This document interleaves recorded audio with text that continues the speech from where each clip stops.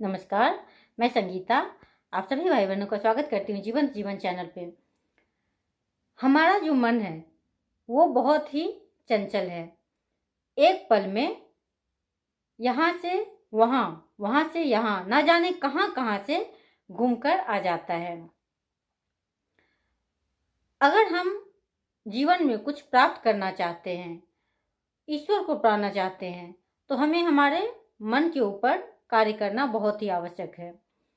जब तक हम मन पे कार्य नहीं करें तब तक हम बहुत सारी चीज़ों से दूर ही रहेंगे, हम प्राप्त उसे नहीं कर सकते हैं। और मन पे कार्य कैसे किया जा सकता है?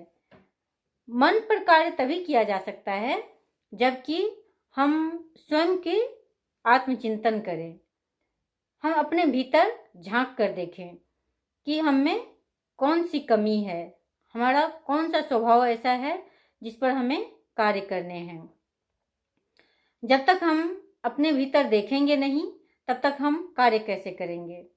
और जो मन सुंदर होता है वो सबको भाता है, ईश्वर भी उसी के पास आते हैं।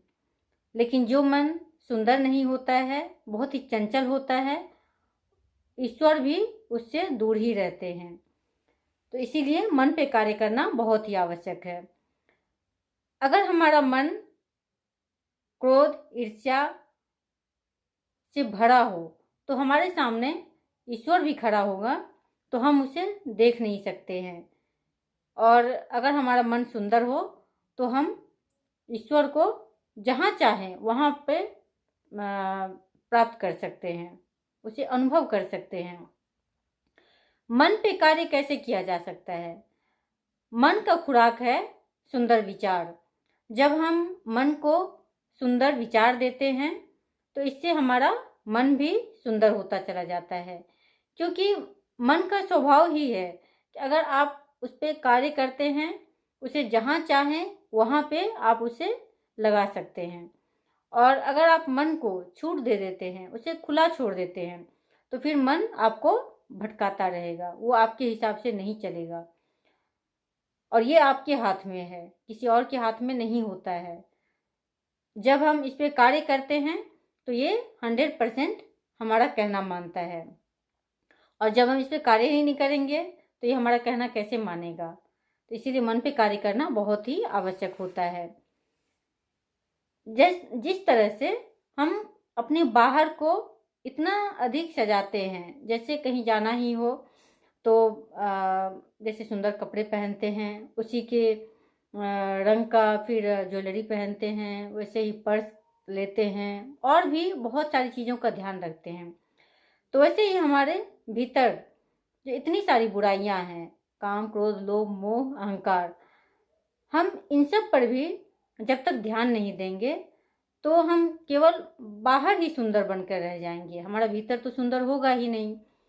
और जो व्यक्ति भीतर और बाहर दोनों तरह से सुंदर है, सचमुच में वही सबसे महान है। तो इसीलिए अपने मन को सुंदर बनाइए और मन को सुंदर बनाने के लिए इसको सुंदर सुंदर विचार दीजिए। और अपनी कमी को, जो भी आपके स्वभाव है, चाहे वो क्रोध हो, ईर्ष्या हो या फिर कोई और सा भी स्वभाव है, उस पर काम कीजिए। जब आप आत्मचिंतन करेंगे तो आपका जो भी कमी है वो धीरे धीरे समाप्त होता चला जाएगा। क्योंकि जिस चीज़ को हम चाहते हैं कि ये समाप्त हो जाए तो वो सचमुच में समाप्त हो जाता है, और जब हम चाहते ही नहीं हैं तो फिर वो समाप्त कैसे होगा। तो इसीलिए अपने मन पर काम करिए, अपने स्वभाव पर काम करिए। देखिए आपका मन भी बहुत ही सुंदर हो जाएगा और आप भीतर और बाहर दोनों तरह से सुंदर होंगे। और सुंदर मन, सुंदर शरीर, यही सबसे उत्तम है। धन्यवाद।